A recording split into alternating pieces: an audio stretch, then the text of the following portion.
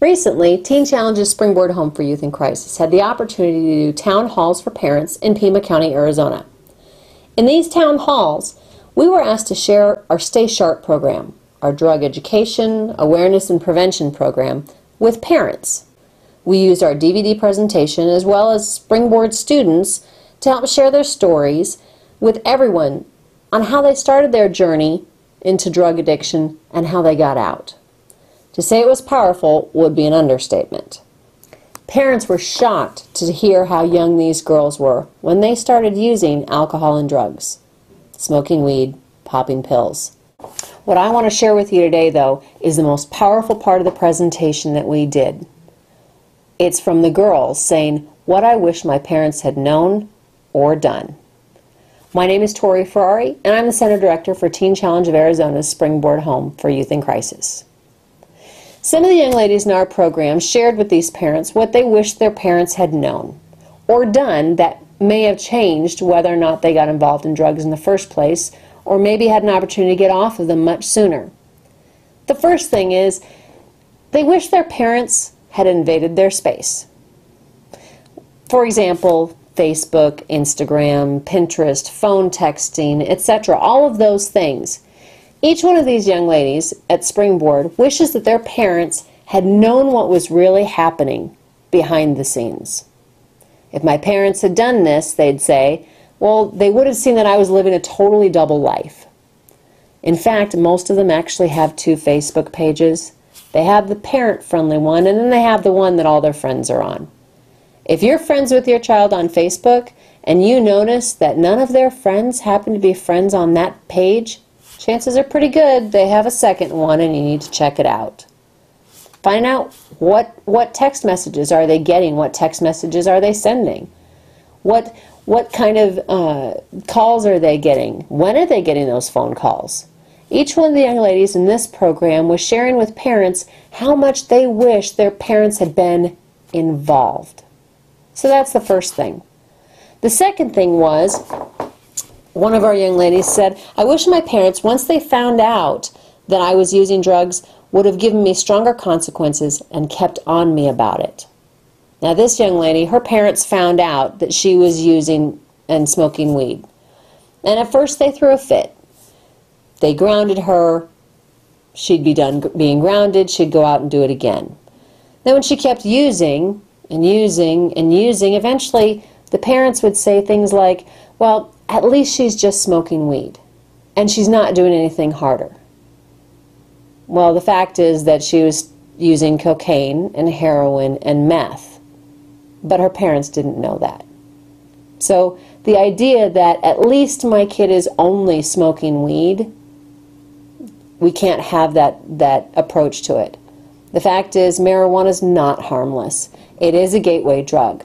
Notice she started smoking weed before she started smoking or using cocaine and heroin. So marijuana led her to those other drugs. It's not harmless. It's not innocent. Don't rejoice that your child is only using marijuana and drinking alcohol. They might just be better at hiding the other things, and they may be perfectly fine with you thinking that. The third thing is that a lot of them wish their parents had actually talked to them about drug and alcohol before they started using or drinking. Many parents never ever have a conversation with their kids about drinking or about using drugs. Parents say, don't do it. Kids say, did you? Parents say, yes, I did. End of conversation.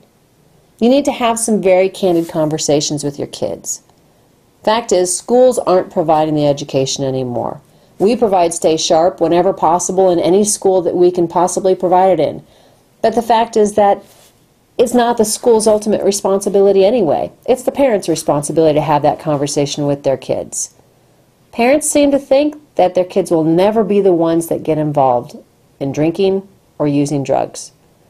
But someone's kids are, and there's a good chance it may end up being yours if you don't talk to them about it. Know about what drugs are out there. Stay educated. There are plenty of areas on the internet that you can get information. You can certainly call our office and we'll get you educated on what drugs are out there. And how to recognize the signs of whether or not your kids are using them.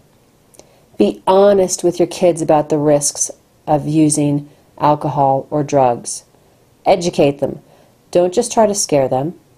Because if you just try to scare them, the first time that they do go out and drink, they'll realize that you were just scaring them and it wasn't real. And they won't take seriously the consequences that really exist with using drugs and alcohol. Learn how to talk to your kids about these things. If you don't, somebody else will. The fourth thing is that they wish their parents hadn't just taken their word for it. When parents catch their kids doing something that they shouldn't, kids will tell them, it was the very first time I ever tried it, Mom, really, or I'm just holding these for somebody else. I get that phone call all the time. A parent will call and say, well, I just found out that my daughter is smoking weed, but it was her first time. Let's be honest. The chances of getting caught are not the first time when they're paranoid about getting caught. It's when they let their guard down because they become comfortable with using and getting away with it. So chances are it's not the first time that they've ever used that they get caught. Know about the drugs that are out there, stay educated, and don't take their word for it. By the time you catch them, they've probably been doing it for a while. Ronald Reagan had a great quote. It said, "Trust, but verify." It's a good policy for parenting your kids, too. Trust your kids, but verify. The fifth thing is, I wish my parents hadn't given up on me. Many parents don't know what to do or where to turn when they find out that their child has a drug or alcohol problem. They may find a program, send their child, spend lots of money, and sometimes they don't see the results that they want. Most of the parents we work with at Springboard have been in that situation. Their daughters have been in several programs before they even come to us. At this point, a lot of parents want to just survive until their teen turns 18. Or maybe they just figure it's a phase that every young person goes through and they'll come out of it. First of all, that's not true.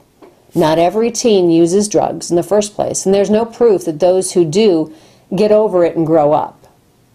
In fact, I know a lot of them that don't. Don't give up, though, on trying to get your teen help. And don't give up on your teen, as difficult as it is to retain hope.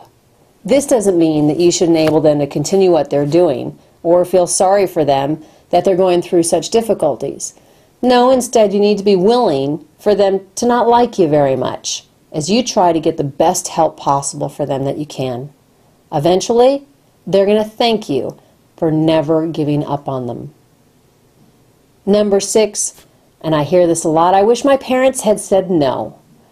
They will yell, scream, throw a tantrum when you say no sometimes, but deep down, they really want boundaries, and they even want you to say no to things they're asking you to say yes to.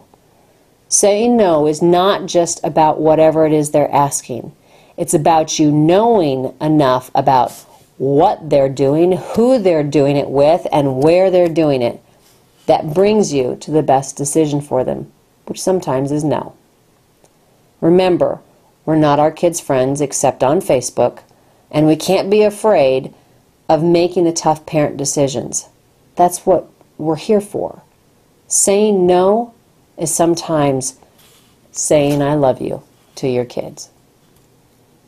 Number 7, and finally, I wish my parents had gotten help for me earlier instead of denying I had a problem. Many parents deny there's a problem and wait until it is so obvious, 13 arrests later, that they finally get help. Visit the blog, When to Get Help, if you think your teen may need help with a substance abuse issue. Parents, we can learn a lot from our kids. Listen to them. Here, several teens have told us what they wish their parents had known or done that could have helped them. It may not always prevent them from making bad decisions, but it just might.